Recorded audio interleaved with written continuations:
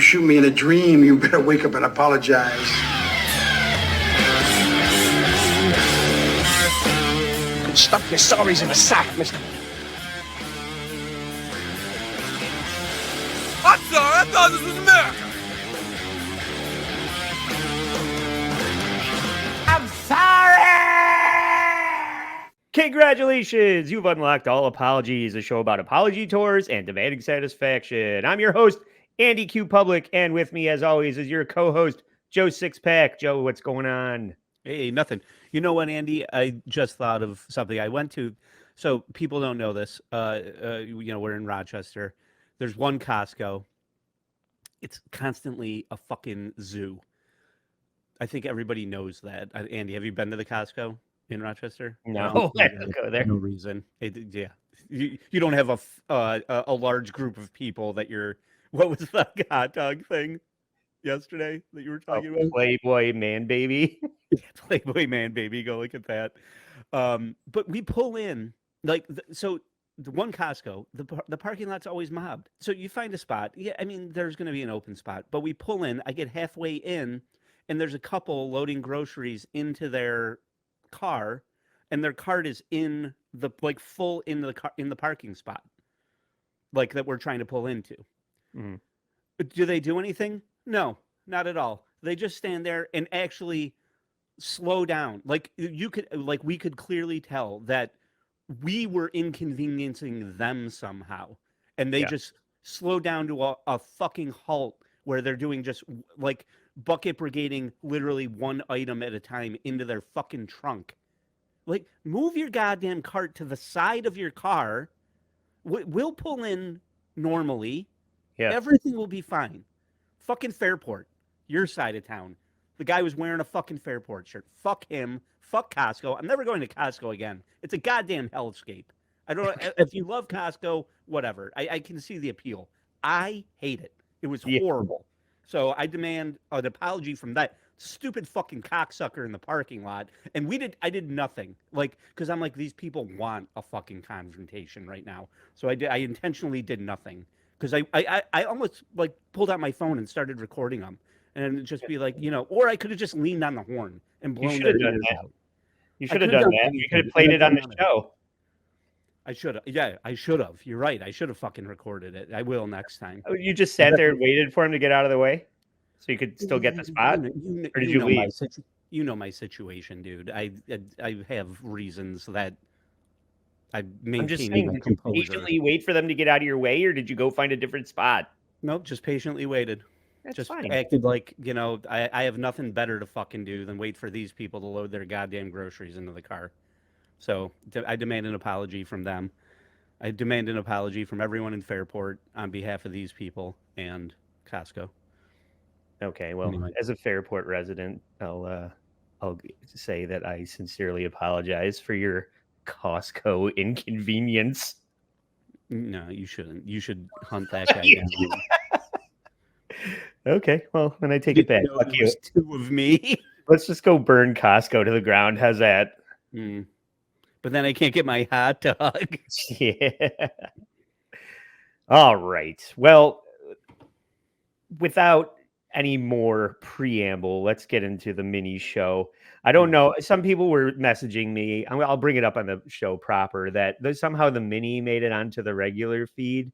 And I went to our hosting site and I edited it and switched it.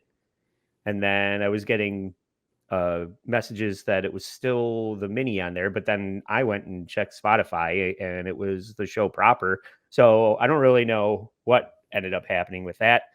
But I do want to thank the people that reached out to me to tell me to fix it. And I apologize to anybody that was confused by that. But I think that everybody on Patreon got what they were supposed to get. If you got, I think the video versions of the mini and the regular show are both on Patreon. And if somebody that doesn't pay for the show was confused and fucked over, I don't care about those people. I only care about the people on Patreon. So thank you very much for supporting the show. And speaking of people that I was just like, who gives a shit? It'll come out. You'll get it eventually. And Andy's like, that's not how we do business. We care about everybody that listens to the show. I'm like, okay, fair enough. Yeah. But another person, shout out to Sean Savage, who is a patron. He's going to recognize the topic of the day, which is Gabe Hicks. Now, Gabe Hicks is a tabletop RPG YouTuber that runs a show called Gabe James Games, where Rocket he spell grenades. What? role-playing games, Joe. It's D&D. He plays Dungeons and Dragons and the like on YouTube with other people that like to play Dungeons and Dragons on YouTube. So People he you gave, would like to grenade. yeah, yeah. So he gained his following playing games like that, and other similar dork shit. And despite the dork shit, it turns out that if you have enough followers on YouTube, some hotties come out of the woodwork to play. So the real fallout of this revolves around attempts by this woke gender construct shit show that all these Zoomers thinking that they can pull off being polyamorous. So there's a lot of love Everybody thinks they're triangles. Destiny. Say that again. Everyone thinks they're Destiny. Who's Destiny? Yeah, never mind. Okay. If you don't know, I don't. I don't know a whole lot about being polyamorous, except that I don't see how it ever works out for anyone. Polyamory is a trick that people play on each other to have their cake and eat it too, in my opinion. I know a grand total of 0 people that claim to be poly that are actually in happy relationships. Yeah, that's iceberg slim pimp game shit that you gaslight somebody into thinking is normal.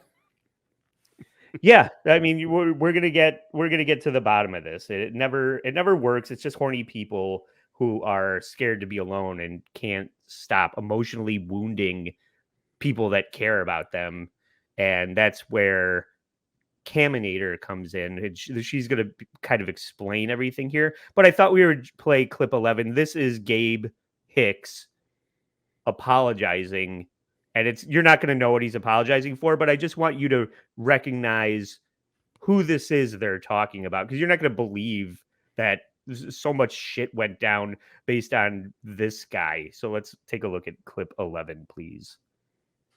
The very top, I have been disrespectful to these people, and that is my failure. That is my failure to communicate.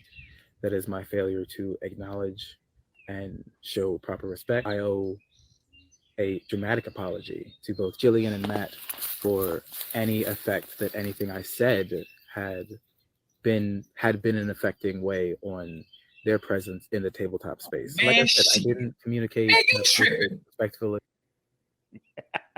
Right. So what is Urkel going on and on about, Joe?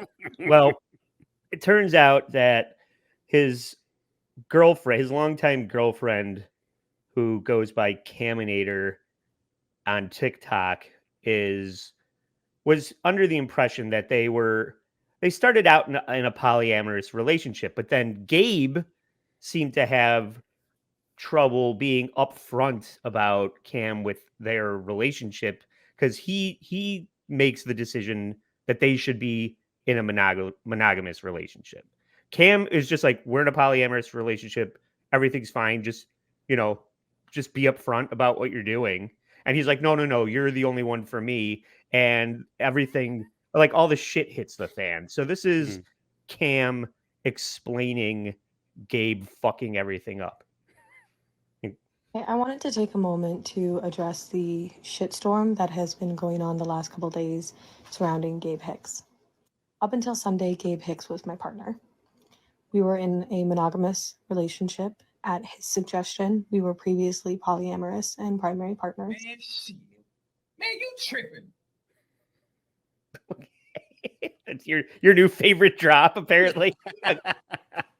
So this idiot already had it made being poly with this Cam broad, and he decides that they should be monogamous. Like I don't know why you would do that. You have the Cheesecake Factory menu. and you decide that you're just going to stock your fridge with bologna, and it's going to be nothing but bologna sandwiches from now on. Smart. Okay.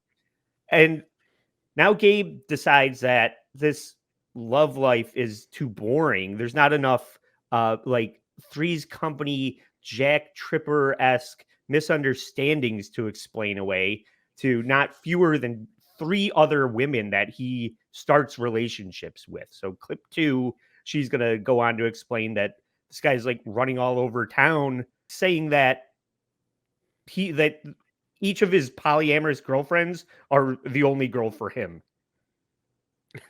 Gabe told me he was single when he started sleeping with me.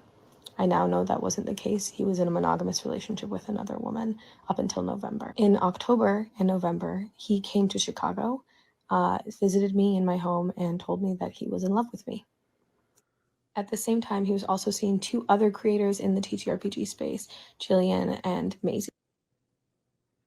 Okay, so she mentions Jillian and Maisie. Amazing. So we know there's at least 2 other women plus Cam that are mixed up with this guy, and it's just exhausting to even listen to. Can you imagine the emotional, tap dancing that Gabe has to do to juggle all of these relationships?